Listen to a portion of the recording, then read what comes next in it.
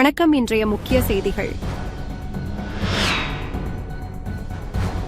புதுச்சேரி காவல்துறை சார்பில் நடந்த தடயவியல் வாகன கண்காட்சியை துணைநிலை ஆளுநர் கைலாஷ்நாதன், முதலமைச்சர் ரங்கசாமி ஆகியோர் கொடியசைத்து தொடக்கி வைத்தனர்.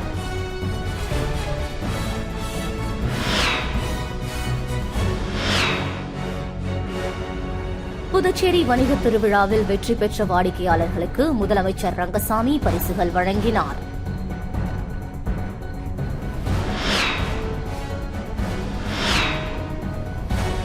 நாடு முழுவதும் கிரிப்டோ கரன்சி மோசடியில் ஈடுபட்ட முக்கிய குற்றவாளிகள் கைது செய்து போலீசார் அவரிடம் இருந்து சொகுசு காரை பறிமுதல் செய்தனர்.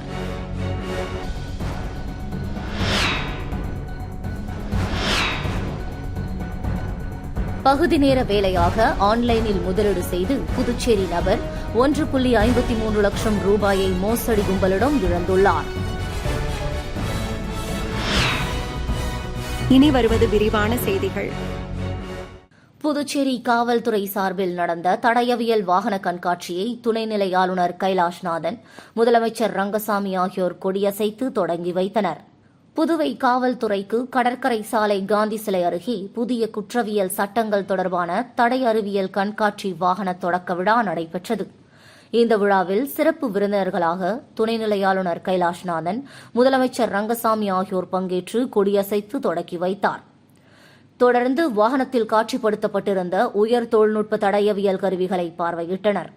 இதில் உள்துறை அமைச்சர் நமச்சிவாயம், பொதுப்பணித்துறை அமைச்சர் லட்சுமி நாராயணன், புதுச்சேரி காவல்துறை தலைமை இயக்குநர் ஷாலினி சிங், உள்துறை சிறப்பு செயலர் கேசவன், காவல்துறை உதவி தலைமை ஆய்வாளர் சத்யசுந்தரம் மற்றும் காவல்துறை உயர் அதிகாரிகள் கலந்து கொண்டனர்.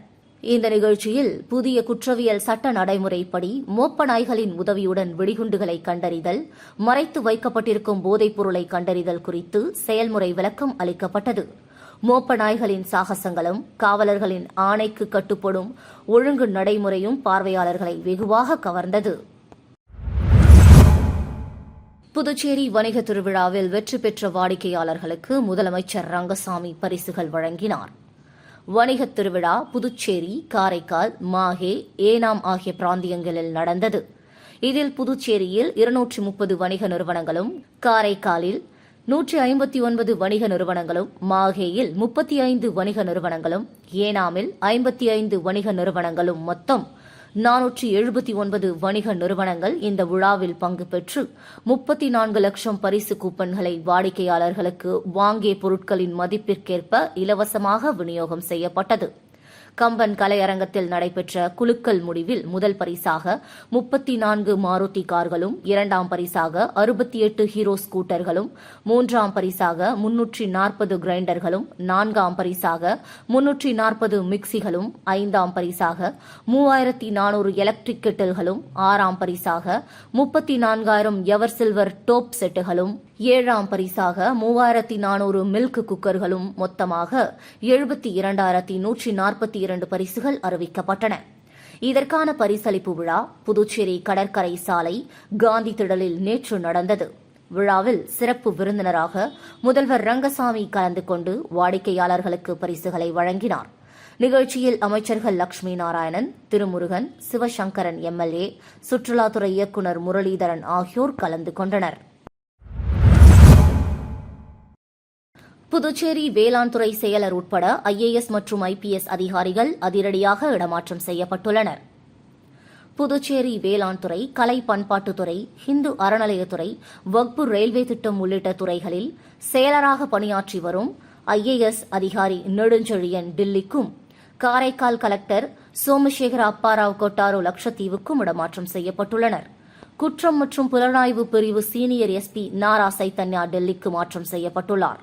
டில்லியில் பணியாற்றி வரும் கிருஷ்ணன் மோகன் உப்பு, அந்தமான் நிக்கோபார் தீவுகளில் பணியாற்றி வரும் ரவி பிரகாசம், ஸ்மிதா, ஜம்மு காஷ்மீரில் பணியாற்றி வரும் சௌத்ரி முகமது யாசின், லட்சத்தீவில் பணியாற்றி வரும் விக்ராந்த் ராஜா உள்ளிட்ட 5 IAS அதிகாரிகள் புதுச்சேரிக்கு இடமாற்றம் செய்யப்பட்டுள்ளனர். அதேபோல் தாத்ரா மற்றும் நாகர் ஹவேலி, டாமன் மற்றும் டையூவில் பணியாற்றி வரும் AK லால், டில்லியில் பணியாற்றி வரும் நித்யா ராமகிருஷ்ணன் ஆகிய 2 IPS அதிகாரிகள் புதுச்சேரிக்கு இடமாற்றம் செய்யப்பட்டுள்ளனர். இதற்கான உத்தரவை மத்திய உள்துறை அமைச்சகத்தின் சார்பு செயலர் ராகேஷ் குமார் சிங் பிறப்பித்துள்ளார். புதுச்சேரி பல்கலைக்கழகத்தில் நடைபெற்ற தேசிய கொடி வெற்றி பேரணியில் துணைநிலை ஆளுநர் கைலாஷ்நாதன் கலந்து கொண்டு துவக்கி வைத்து தேசிய கொடியை கையில் ஏந்தி நடந்து சென்றார். பஹல்காம் பயங்கரவாத தாக்குதலுக்கு பதிலடி தரும் விதமாக இந்திய ராணுவ வீரர்கள் தாக்குதல் நடத்திய இந்திய ராணுவத்தின் பலத்தை உலகத்திற்கு தெளிவுபடுத்தினர். அதற்கு நன்றியும் பாராட்டும் தெரிவிக்கும் விதமாக புதுச்சேரி பல்கலைக்கழகத்தில் திரங்கா தேசிய கொடி வெற்றி பேரணி நடைபெற்றது. புதுச்சேரி பல்கலைக்கழகம் சார்பில் ஏற்பாடு செய்யப்பட்ட பல்கலைக்கழக மற்றும் கல்லூரி மாணவ மாணவிகளின் தேசிய கொடி வெற்றி ஊர்வலத்தை துணைநிலை ஆளுநர் கைலாஷ்நாதன் கொடியசைத்து தொடங்கி வைத்தார். மேலும் துணைநிலை ஆளுநர் கைலாஷ்நாதன் தேசிய கொடியை கையில் ஏந்தியவாறு மாணவ மாணவிகளுடன் நடந்து சென்றார். இதில் பல்கலைக்கழக துணைவேந்தர் பிரகாஷ் பாபு, உள்துறை அமைச்சர் நமச்சிவாயம், சட்டமன்ற உறுப்பினர் கல்யாண சுந்தரம், பல்கலைக்கழக பதிவாளர் மற்றும் பேராசிரியர்கள், NSS, NCC மற்றும் மாணவ மாணவிகள் கலந்து கொண்டனர். ஆளுநருக்கும் முதல்வருக்கும் இடையே மோதல் இல்லை என்றும் பொதுமக்களிடையே அவதூறு பரப்பி வரும் முன்னாள் முதலமைச்சர் நாராயணசாமிக்கு அமைச்சர் நமச்சிவாயம் கண்டனம் தெரிவித்துள்ளார். புதுச்சேரி வந்த மத்திய தொழிலாளர் வேலைவாய்ப்பு மற்றும் இளைஞர் நல அமைச்சர் மன்சுக் மண்டோவியாவை கார் வரை சென்று வழியனுப்பும் போது ரகசியமாக துணைநிலை ஆளுநரை மாற்ற வேண்டும் என முதல்வர் ரங்கசாமி வைத்த கோரிக்கையை மத்திய அமைச்சர் நிராகரித்து உள்ளார் என முன்னாள் முதல்வர் நாராயணசாமி கடந்த 15ஆம் தேதி தெரிவித்து இருந்தார். ஆனால் இதற்கு உள்துறை அமைச்சர் நமச்சிவாயம் கடும் கண்டனத்தையும் மறுப்பையும் தெரிவித்துள்ளார். ஆளுநருக்கும் முதல்வருக்கும் எந்த மோதலும் இல்லை, அனைத்து திட்டங்களும் செயல்படுத்தப்படுகின்றன, ஆளுநரின் ஒத்துழைப்புடன் 90% பணிகள் நிறைவேற்றப்பட்டுள்ளன, இதனால் அரசுக்கு நல்ல பெயர் கிடைப்பதால் வயிற்று எரிச்சலால் ஆதாரமற்ற தகவலை நாராயணசாமி கூறியுள்ளார். இது கண்டிக்கத்தக்கது என உள்துறை அமைச்சர் நமச்சிவாயம் கூறியுள்ளார். முருங்கப்பாக்கம் திரௌபதி அம்மன் கோவில் தீமிதி திருவிழாவில் ஏராளமானோர் தீ மிதித்து நேர்த்திக்கடன் செலுத்தினர். முருங்கப்பாக்கம் திரௌபதி அம்மன் கோவில் பிரம்மோற்சவ விழா கடந்த 29ஆம் தேதி கொடியேற்றத்துடன் துவங்கியது. 30ஆம் தேதி முதல் கடந்த 11ஆம் தேதி வரை அம்மன் வீதி உலா நிகழ்ச்சி நடந்தது. 12ஆம் தேதி கரகத் திருவிழா, 13ஆம் தேதி பகாசூரன் வதம் நிகழ்ச்சி நடந்தது. 14ஆம் தேதி திருக்கல்யாண உற்சவம், 15ஆம் தேதி அர்ஜுனன் தவம் நிகழ்ச்சி நடந்தது. முக்கிய நிகழ்வான நேற்று அம்மனுக்கு சிறப்பு பூஜைகள் செய்யப்பட்டது. மாலையில் நடந்த தீமிதி திருவிழாவில் ஏராளமான பக்தர்கள் தீ மிதித்து நேர்த்திக்கடன் செலுத்தினர். நாளை இரவு 9 மணிக்கு தெப்ப உற்சவம் நடக்கிறது. நாடு முழுவதும் கிரிப்டோ கரன்சி மோசடியில் ஈடுபட்ட முக்கிய குற்றவாளிகள் கைது செய்து போலீசார் அவரிடம் இருந்து சொகுசு காரை பறிமுதல் செய்தனர். புதுச்சேரி லாஸ்பேட்டை பகுதியை சார்ந்த அசோகன் என்பவர் கிரிப்டோ கரன்சி மோசடியில் ரூபாய் 95 லட்சம் இழந்ததாக சைபர் கிரைம் காவல் நிலையத்தில் கடந்த வருடம் புகார் அளித்தார். அதன் தொடர்ச்சியாக 8 நபர்கள் ரூபாய் 2.5 கோடி இழந்ததாக புகார் அளித்தனர். இதையடுத்து இன்ஸ்பெக்டர்கள் தியாகராஜன், கீர்த்தி தலைமையிலான போலீசார் வழக்கு பதிவு செய்து 5 நபர்களை கைது செய்து சிறையில் அடைத்தனர். மேலும் தலைமறைவாக இருந்த நிறுவனத்தின் இயக்குநர் பாபு என்கின்ற சையத் உஸ்மானை நேற்று கோவையில் வைத்து கைது செய்தனர். அவரிடம் இருந்து ரூபாய் 1.20 கோடி மதிப்பிலான சொகுசு காரை பறிமுதல் செய்தனர். பின்னர் நீதிமன்றத்தில் ஆஜர்படுத்தி சிறையில் அடைத்தனர். மேலும் இந்த வழக்கு 5க்கும் மேற்பட்ட நபர்களை போலீசார் தேடி வருகின்றனர். பகுதி நேர வேலையாக ஆன்லைனில் முதலீடு செய்து புதுச்சேரி நபர் 1.53 லட்சம் ரூபாயை மோசடி கும்பலிடம் இழந்துள்ளார். கோரிமேடை சேர்ந்த நபரை டெலிகிராம் மூலம் தொடர்பு கொண்ட மர்ம நபர் வீட்டில் இருந்தபடி பகுதி நேர வேலையாக ஆன்லைனில் முதலீடு செய்து அதிக பணம் சம்பாதிக்கலாம் என கூறியுள்ளார். இதை நம்பிய அவர் பல்வேறு தவணைகளாக மர்ம நபர் தெரிவித்த ஆன்லைன் வர்த்தகத்தில் முதலீடு செய்து அவருக்கு கொடுக்கப்பட்ட பணிகளை செய்து முடித்தார். பின் அதன் மூலம் வந்த லாப பணத்தை எடுக்க முயன்றபோது முடியவில்லை. அதன் பிறகே மோசடி கும்பலிடம் பணத்தை இழந்தது தெரியவந்தது. இதேபோல் வைத்திக்குப்பத்தை சேர்ந்த நபர் 55,000, கோரிமேட்டை சேர்ந்தவர்கள் 20,000, 48,450, உருளையன்பேட்டையை சேர்ந்தவர்கள் 5,000, 10,000 ரெட்டியார்பாளையத்தை சேர்ந்தவர் 12,500 ரூபாய் என மொத்தம் 7 பேர் மோசடி கும்பலிடம் 3,03,950 ரூபாயை இழந்துள்ளனர். இதுகுறித்த புகாரின் பேரில் சைபர் கிரைம் போலீசார் வழக்கு பதிந்து விசாரித்து வருகின்றனர். புதுச்சேரி மதகடிப்பட்டில் நீர்மோர் பந்தல் தீ வைத்து எரிக்கப்பட்ட வழக்கில் 3 பேரை போலீசார் கைது செய்தனர். மதகடிப்பட்டு மேம்பாலம் 4 முனை சந்திப்பில் திமுக சார்பில் நீர்மோர் பந்தல் அமைக்கப்பட்டு 15ஆம் தேதி திமுக மாநில அமைப்பாளர் சிவா எம்எல்ஏ திறந்து வைக்க ஏற்பாடு செய்யப்பட்டிருந்தது. இந்த நிலையில் 15ஆம் தேதி அதிகாலை மர்ம ஆசாமிகள் நீர்மோர் பந்தலை தீ வைத்து எரித்தனர். இது தொடர்பாக திருபுவனை போலீசார் வழக்கு பதிந்து அப்பகுதியில் உள்ள சிசிடிவி கேமரா காட்சிகளை ஆய்வு செய்தனர். அதில் நீர்மோர் பந்தலுக்கு தீ வைத்தது மதகடிப்பட்டு மேட்டுத்தெரு விண்ணரசன் வயது 37, கலித்தீர்த்தால்குப்பம் எல்லைக்கல் வீதி நாகராஜு வயது 37, அதே பகுதியில் ஹோட்டல் நடத்தி வரும் நாகேந்திரராஜன் வயது 55 ஆகியோர் என தெரியவந்தது. அவர்கள் 3 பேரையும் திருபுவனை போலீசார் கைது செய்து நேற்று புதுச்சேரி நீதிமன்றத்தில் ஆஜர்படுத்தி காலாப்பட்டு மத்திய சிறையில் அடைத்தனர். புதுச்சேரியில் பல்வேறு காவல் நிலையங்களில் நடைபெற்ற மக்கள் மன்றத்தில் 38 புகார்களுக்கு உடனடியாக நடவடிக்கை எடுக்கப்பட்டுள்ளது.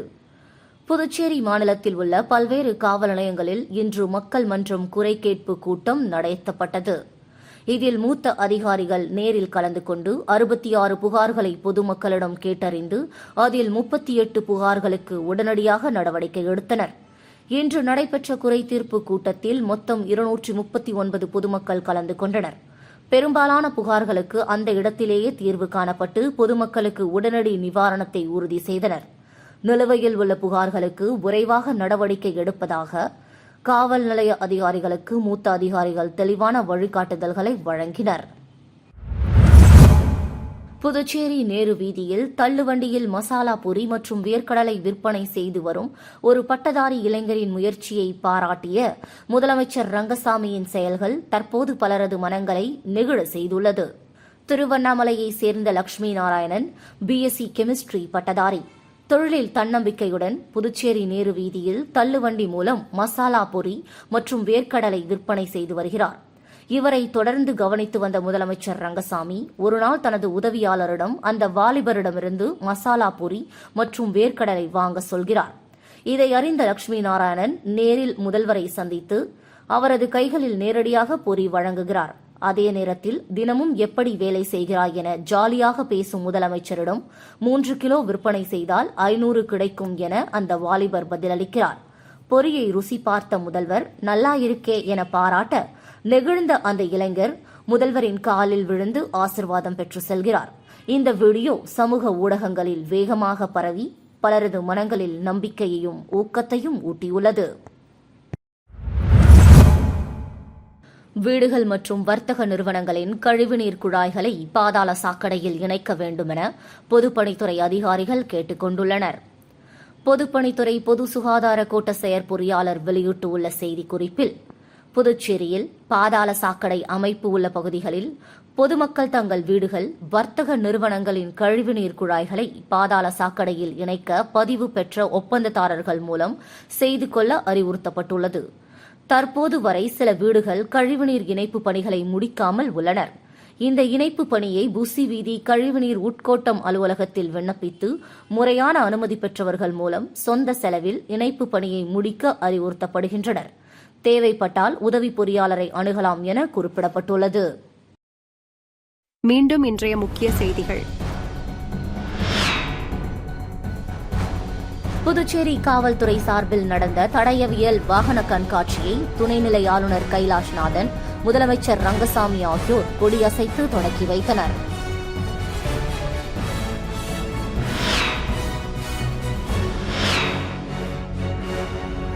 புதுச்சேரி வணிகத் திருவிழாவில் வெற்றி பெற்ற வாடிக்கையாளர்களுக்கு முதலமைச்சர் ரங்கசாமி பரிசுகள் வழங்கினார்.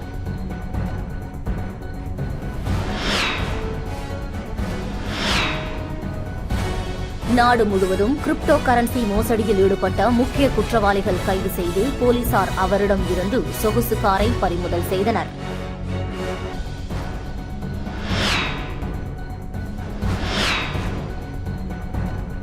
பகுதி நேர வேலையாக ஆன்லைனில் முதலீடு செய்து புதுச்சேரி நபர் 1.53 லட்சம் ரூபாயை மோசடி கும்பலிடம் இழந்துள்ளார். செய்திகளை துல்லியமாகவும் தெளிவாகவும் தெரிந்து கொள்ள கிரியேட்டிவ் மீடியா யூடியூப் சேனலை சப்ஸ்கிரைப் செய்து கொள்ளவும். நன்றி, வணக்கம்.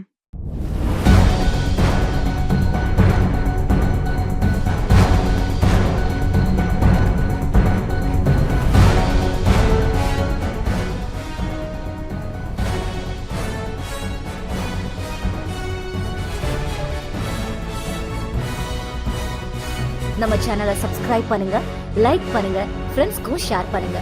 தேங்க்யூ.